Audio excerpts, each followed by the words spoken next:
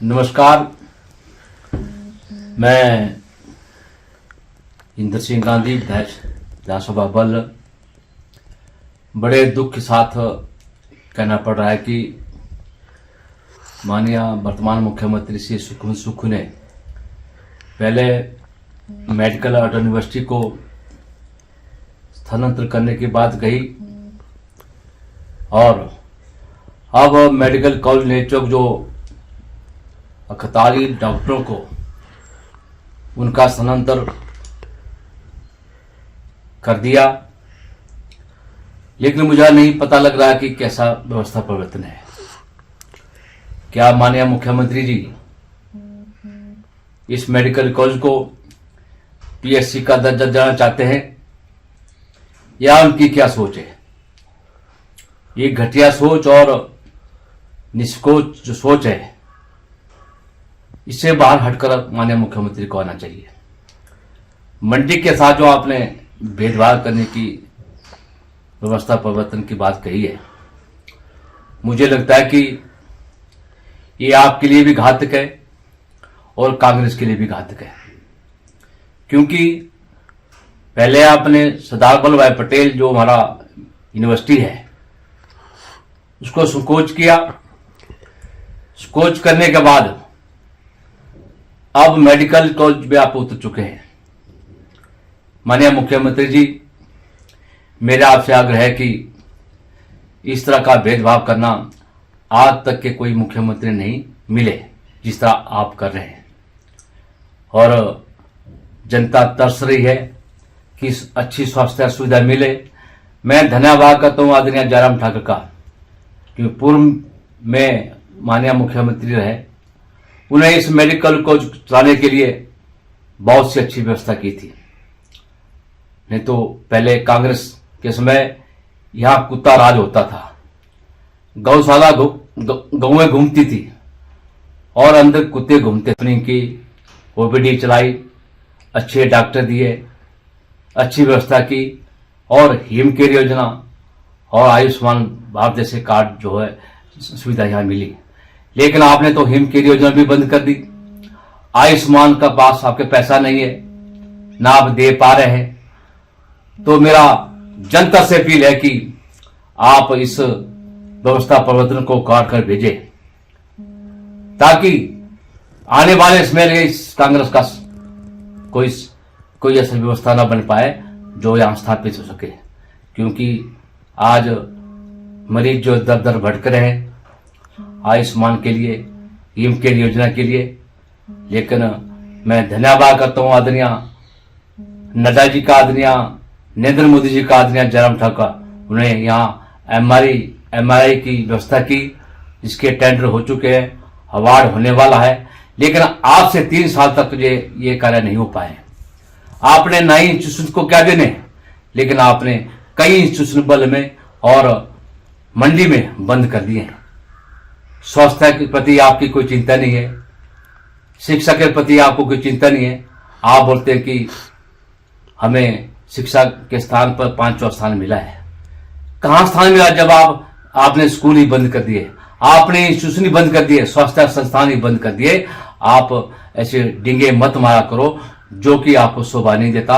आप प्रदेश के मुखिया हैं, लेकिन मुख्य होने के नाते आपने जो एक इतिहास रचा दिया कि ऐसा मुख्यमंत्री कभी ना मिलेगा, ना मिल पाएगा जिस तरह की आप व्यवस्था परिवर्तन की बात करते हैं। तो मेरा आपसे आग्रह है, जो आपने 41 डॉक्टरों का स्थानांतरण किया है, उन डॉक्टरों को यथावत स्थिति में रखा जाए, अन्यथा बल के लोग और मंडी के लोग एक जन आंदोलन करेंगे जिससे आपको मुंह की खाना पड़ेगी। ये मैं आपको सीधा संदेश है और चेतावनी भी है कि कांग्रेस आपने होश में आए, होश में रहकर बात करे, अन्यथा ये इसके परिणाम दुष्परिणाम हो सकते हैं आने वाले समय के लिए। ये मेरा आपको ये संकेत भी है और निवेदन भी है कि आपने इस व्यवस्था परिवर्तन के नाते किस तरह की व्यवस्था आप कर रहे हैं। स्वास्थ्य के साथ आप खिलवाड़ कर रहे हैं और शिक्षा के साथ आप खिलवाड़ कर रहे हैं। जो विकास के कार्य चले पड़े हुए थे 2022 में, उनको आपने सबको बंद कर दिया। पैसा एक दे रहे, सड़कें आज दुर्दशा के ओर हैं और पानी की व्यवस्था चरमरा गई है हमारे ऊपरी बेल्ट में राष्ट्र में तो पानी लोगों को मिल रहा है, लोअर बेल्ट में भी असहाय बल में कि पानी नहीं मिल रहा है। ये कैसा परिवर्तन है? तो मेरा आपसे हाथ जोड़ प्रार्थना है कि आप इस व्यवस्था परिवर्तन को अपने पास रखिए। जो स्वास्थ्य सुविधा के नाते आपने जो डॉक्टर बदले हैं, तब्दीली की है, उनको यथावत स्थिति में रखा जाए, ये मेरा आपसे आग्रह है। धन्यवाद। ये बहुत गलत जानकारी के मुझे लगता है जिस भी भाजपा के विधायक ने ये बात कही है उनको निश्चित तौर पे पूरी जानकारी नहीं, और जिस तरह से उन्होंने इसको प्रेजेंट करने की कोशिश की है कि मंडी से कोई भेदभाव हो रहा है, ये बिल्कुल गलत है। सरकार एक व्यवस्था परिवर्तन के तहत, आप एजुकेशन डिपार्टमेंट की बात करें या हेल्थ डिपार्टमेंट की बात करें, बहुत तेज़ी से इसमें बड़े फैसले लिए जा रहे हैं और बड़े बदलाव किए जा रहे हैं। और आपके सामने है कि एजुकेशन में हमने बड़ी तेज़ी से अपनी क्वालिटी एजुकेशन को, हर तरह से इंफ्रास्ट्रक्चर को, या सीबीएसई की तरफ जाने की बात है, और बहुत सारे फैसले एजुकेशन में लेने के बाद आज उसमें बहुत सारी परिस्थितियां बदली हैं। उसी तरह हेल्थ सेक्टर में माननीय मुख्यमंत्री जी ने जो पिछले दिनों फैसले लिए, उसमें बहुत सारे डॉक्टर्स की भर्तियां 200 के करीब हमने पब्लिक सर्विस कमीशन से पहले की, और 200 के करीब और कैबिनेट ने जो है डॉक्टर्स की नई भर्तियां कर रही है। और आपके सामने 400 असिस्टेंट नर्सिस की भी भर्तियां हो रही है, और उससे पहले 600 के करीब नर्सिस की भर्तियां सभी मेडिकल कॉलेजेस में की गई। और सोच सरकार की बड़ी साफ़ है कि हेल्थ एक ऐसा सेक्टर है जिसमें बहुत कुछ करने की आवश्यकता है। और उसी के मद्देनज़र पहले आप समझें कि पहला राज्य हिमाचल प्रदेश बना देश के अंदर, जिन्होंने 3000 करोड़ रुपए का एक ऐसा प्रोजेक्ट तैयार किया है भारत सरकार के साथ, जायका के साथ मिलके, जिसमें जितनी भी पुरानी मशीनें हैं जो वर्षों पुरानी थी, या आप रोबोटिक सर्जरी की बात आप करते हैं, ये सारा एक बड़ा प्रोजेक्ट जो देश के अंदर पहला राज्य, छोटा राज्य होने के बावजूद हमने तैयार किया है। और उसके तहत पूरे प्रदेश के अंदर हेल्थ सेक्टर में बहुत बड़ा चेंज होने वाला है, और हर जगह नई मशीनरीज के साथ गांव तक हेल्थ सर्विसेज को मजबूत करने की कवायद हमारी सरकार ने और मुख्यमंत्री जी ने शुरू की है। मैं समझता हूँ इसको समझना चाहिए विपक्ष के नेताओं को भी और समाज के सभी लोगों को भी कि इस समय की आवश्यकता है कि हेल्थ को हम और अच्छा करें, हेल्थ सर्विसेज हमारी अच्छी हो, और सरकार उसमें सही कदम ले रही है। सुझाव के तौर पे विपक्ष के नेता हो या कोई माननीय विधायक हो, वो अपना सुझाव दे सकते हैं सरकार को, माननीय मुख्यमंत्री जी को, कि इसमें कहीं और आपको और अच्छा करने की संभावनाएं नज़र आती है तो आप सुझाव के तौर पे दें। आप हर वक्त क्रिटिक्स होके बिना जानकारी के और अधूरी जानकारी के जो लोगों के बीच और मीडिया के ज़रिए एक गलत फहमियाँ पैदा करना चाहते हैं, उससे प्रदेश का और प्रदेश के लोगों का फ़ायदा होने वाला नहीं है। आप इस पूरी बात को समझें। अगर आपको समझ नहीं आ रही है, विपक्ष के नेताओं को अपनी टीम लेके माननीय मुख्यमंत्री जी से समय लेके पूरी बात के लिए हम ओपन हैं कि आप इस पे बहस चाहते हैं या आप चाहते हैं कि हमारा विज़न क्या है हेल्थ सेक्टर में, उसको आप समझना चाहते हैं तो आपका स्वागत है। आप माननीय मुख्यमंत्री जी से समय लें, आपको पूरा बता दिया जाएगा कि क्या कुछ करना चाह रहे हैं हिमाचल प्रदेश को हेल्थ की दृष्टि से भी, हेल्थ सर्विसेज की दृष्टि से भी अव्वल राज्य बनाने के लिए।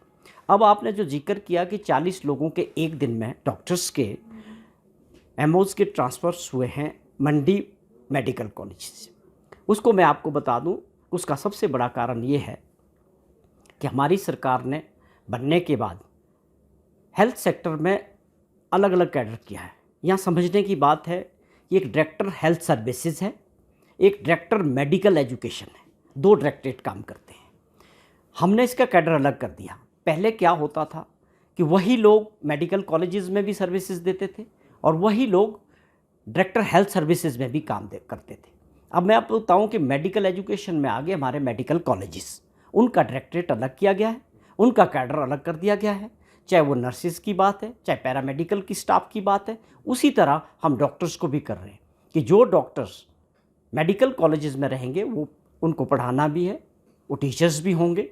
उसी के तहत एक बड़ी व्यवस्था की जा रही है। अभी हम कोशिश कर रहे थे, यहाँ से ट्रांसफ़र करते थे, लोग अपनी कैंसिल करके कहीं दूसरी जगह जा रहे थे। अब बड़ा साफ होगा कि जो हेल्थ सर्विसेज है वो जितने हमारे डिस्ट्रिक्ट हॉस्पिटल्स है, ब्लॉक लेवल है, प्राइमरी हेल्थ सेंटर्स है, रूरल जगह में जो भी सर्विसेज हेल्थ की वो डायरेक्टर हेल्थ सर्विसेज के अंडर आएगी और डायरेक्टर मेडिकल एजुकेशन के अंडर जितने भी हमारे मेडिकल कॉलेजेस हैं वो रहेंगे। तो इस तरह से अलग अलग कैडर हो गया। अब मंडी में जो 40 लोग बदले हैं वहाँ निश्चित तौर पे असिस्टेंट प्रोफेसर्स की भर्तियाँ हो रही है, उनका कैडर था। ये लोग कहाँ से थे? ये लोग जो थे 40, ये डायरेक्टर हेल्थ सर्विसेज के हैं, ये वहाँ जो अपनी जो है सेवाएं देंगे।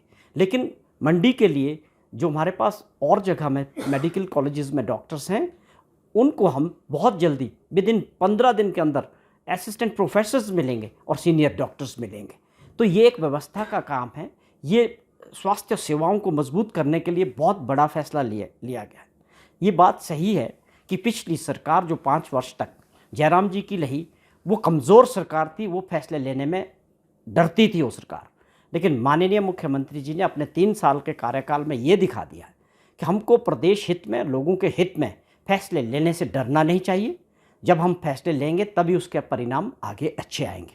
तो आप जो ये क्रिटिक्स लोग हैं वो थोड़ा इंतज़ार करें और इसके जो रिजल्ट्स आने वाले हैं आपके सामने होगा कि आप अभी भी शुरू हो गया है कि हेल्थ सर्विसेज में नई टेक्नोलॉजीज़, नई मशीन्स जिसकी कल्पना नहीं कर सकता हिमाचल जैसा छोटा राज्य, आज वो मिल रही है। आज रोबोटिक सर्जरी से सैकड़ों लोगों के ऑपरेशंस हो रहे हैं, सर्जरीज हो रही है, चाहे वो चामियाना की बात करें, चाहे वो टांडा की बात करें। और उसी तरह से पेट स्कैन मशीन आ रही है जो सबसे एडवांस मशीन्स है, जिसके लिए हमारे लोगों को, हिमाचल प्रदेश के लोगों को स्कैनिंग के लिए, पेट स्कैन के लिए या आप दूसरी MRI के लिए बाहर जाना पड़ता था, प्राइवेट क्षेत्रों में जाना पड़ता था और पैसा भी लगता था। वो सारी सुविधाएं सरकारी हॉस्पिटलों में मिलना, ये अपने आप में बहुत बड़ा फैसला है। और ख़ास तौर पे उन लोगों को जो अपने समय में कुछ नहीं कर पाए बड़े फैसले, उनको बोलने का कोई अधिकार नहीं है। अगर हम कुछ अच्छा करना चाह रहे हैं उसमें रोड़ा अटकाने के बजाय उसमें सहयोग करने की बात करें। अगर समझ नहीं आ रहा तो जैसा मैंने पहले कहा कि समय लें, माननीय मुख्यमंत्री जी से पूरी योजना हेल्थ के लिए क्या है, उनके पास क्या विज़न है, उसको समझें।